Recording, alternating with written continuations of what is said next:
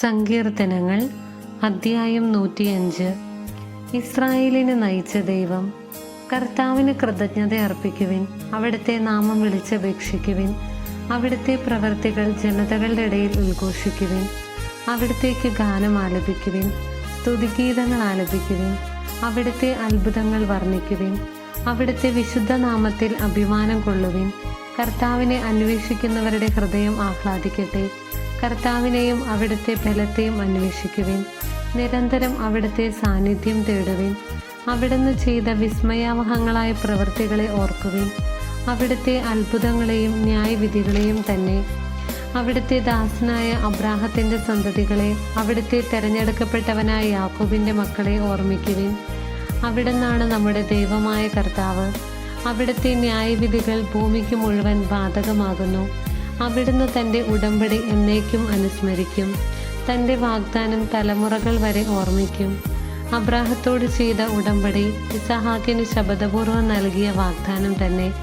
അവിടുന്ന് അത് യാക്കോബിനൊരു ചട്ടമായും ഇസ്രായേലിന് ശാശ്വതമായ ഒരു ഉടമ്പടിയായും സ്ഥിരീകരിച്ചു. അവിടുന്ന് അരുളി ചെയ്തു, നിനക്ക് നിശ്ചയിച്ച ഓഹരിയായി ഞാൻ കാനാൻ ദേശം നൽകും.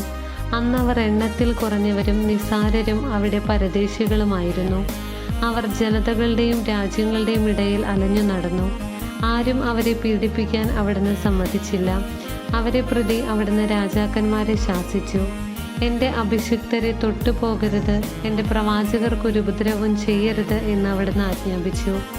അവിടുന്ന് നാട്ടിൽ ക്ഷാമം വരുത്തുകയും അപ്പമാകുന്ന താങ്ങ് തകർത്തു കളയുകയും ചെയ്തു. അപ്പോൾ അവർക്ക് മുൻപായി അവിടുന്ന് ഒരുവനെ അയച്ചു, അടിമയായി വിൽക്കപ്പെട്ട ജോസഫിനെ തന്നെ. അവൻ്റെ കാലുകൾ വിലങ്ങുകൊണ്ട് മുറിഞ്ഞു, അവൻ്റെ കഴുത്തിൽ ഇരുമ്പുപട്ട മുറുകി. അവൻ പ്രവചിച്ചത് സംഭവിക്കുവോളം കർത്താവിൻ്റെ വചനം അവനെ പരീക്ഷിച്ചു. രാജാവ് അവനെ ആളയച്ച് വിടുവിച്ചു. ജനതകളുടെ അധിപൻ അവനെ സ്വതന്ത്രനാക്കി. തൻ്റെ ഭവനത്തിൻ്റെ നാഥനും തൻ്റെ സമ്പത്തിൻ്റെ ഭരണാധിപനുമായി അവനെ നിയമിച്ചു. തൻ്റെ പ്രഭുക്കന്മാർക്ക് ഉചിതമായ ശിക്ഷണം നൽകാനും തൻ്റെ ശ്രേഷ്ഠന്മാർക്ക് ജ്ഞാനം ഉപദേശിക്കാനും അവനെ നിയോഗിച്ചു. അപ്പോൾ ഇസ്രായേൽ ഈജിപ്തിലേക്ക് വന്നു. യാക്കോബ് ഹാമിൻ്റെ ദേശത്ത് ചെന്ന് പാർത്തു. ദൈവം തൻ്റെ ജനത്തെ സന്താനപുഷ്ടിയുള്ളവരാക്കി, തങ്ങളുടെ വൈരികളെക്കാൾ ശക്തരാക്കി.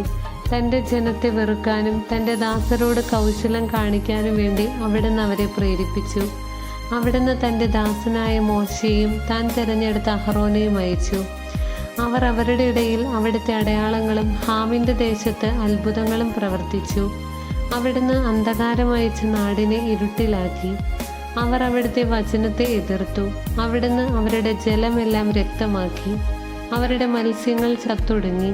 അവരുടെ നാട്ടിൽ തവളകൾ നിറഞ്ഞു. അവരുടെ രാജാക്കന്മാരുടെ മണിയറകളിൽ പോലും അവിടുന്ന് കൽപ്പിച്ചു. ഈച്ചകളും പേനും പച്ചമായി വന്ന് അവരുടെ നാട്ടിലെങ്ങും നിറഞ്ഞു. അവിടുന്ന് അവർക്ക് മഴയ്ക്ക് പകരം കന്മഴ കൊടുത്തു. അവരുടെ നാട്ടിലെല്ലാം മിന്നൽ പിണർ പാഞ്ഞു. അവിടുന്ന് അവരുടെ മുന്തിരിത്തോട്ടങ്ങളും അത്തിവൃക്ഷങ്ങളും തകർത്തു. അവരുടെ നാട്ടിലെ വൃക്ഷങ്ങൾ നശിപ്പിച്ചു. അവിടുന്ന് കൽപ്പിച്ചപ്പോൾ വെട്ടുകിളികൾ വന്നു. സംഖ്യാതീതമായി അവ വന്നു. അവ അവരുടെ നാട്ടിലെ സകല സസ്യങ്ങളും അവരുടെ വയലിലെ സകല വിളവുകളും തിന്നൊടുക്കി. അവരുടെ നാട്ടിലെ കടിഞ്ഞൂലുകളെ, പൗരുഷത്തിൻ്റെ ആദ്യ ഫലങ്ങളെ മുഴുവൻ അവിടുന്ന് സംഹരിച്ചു. അനന്തരം അവിടുന്ന് ഇസ്രായേലിനെ സ്വർണത്തോടും വെള്ളിയോടും കൂടെ മോചിപ്പിച്ചു നയിച്ചു. അവൻ്റെ ഗോത്രങ്ങളിൽ ഒരുവനും കാലിടറിയില്ല. അവർ പുറപ്പെട്ടപ്പോൾ ഈജിപ്ത് സന്തോഷിച്ചു. എന്നാൽ അവരെ പറ്റിയുള്ള ഭീതി അതിൻ്റെ മേൽ നിപതിച്ചിരുന്നു. അവിടുന്ന് അവർക്ക് തണലിനു വേണ്ടി ഒരു മേഘത്തെ വിരിച്ചു. രാത്രിയിൽ പ്രകാശം നൽകാൻ അഗ്നി ജ്വലിപ്പിച്ചു. അവർ ചോദിച്ചു, അവിടുന്ന് കാടപക്ഷികളെ കൊടുത്തു. അവർക്ക് വേണ്ടി ആകാശത്തു നിന്ന് സമൃദ്ധമായി അപ്പം വർഷിച്ചു. അവിടുന്ന് പാറ തുറന്നു, വെള്ളം പൊട്ടിയൊഴുകി. അത് മരുഭൂമിയിലൂടെ നദി പോലെ പ്രവഹിച്ചു. എന്തെന്നാൽ അവിടുന്ന് തൻ്റെ വിശുദ്ധ വാഗ്ദാനത്തെയും തൻ്റെ ദാസനായ അബ്രാഹത്തെയും അനുസ്മരിച്ചു. അവിടുന്ന് തൻ്റെ ജനത്തെ സന്തോഷത്തോടെ, തൻ്റെ തിരഞ്ഞെടുക്കപ്പെട്ടവരെ ഗാനാലാപത്തോടെ നയിച്ചു. അവിടുന്ന് ജനതകളുടെ ദേശങ്ങൾ അവർക്ക് നൽകി. ജനതകളുടെ അധ്വാനത്തിൻ്റെ ഫലം അവർ കൈയടക്കി. അവർ എന്നെന്നും തൻ്റെ ചട്ടങ്ങൾ ആദരിക്കാനും തൻ്റെ നിയമങ്ങൾ അനുസരിക്കാനും വേണ്ടി തന്നെ. കർത്താവിനെ സ്തുതിക്കുവിൻ. ദൈവമായ കർത്താവിന് സ്തുതിയും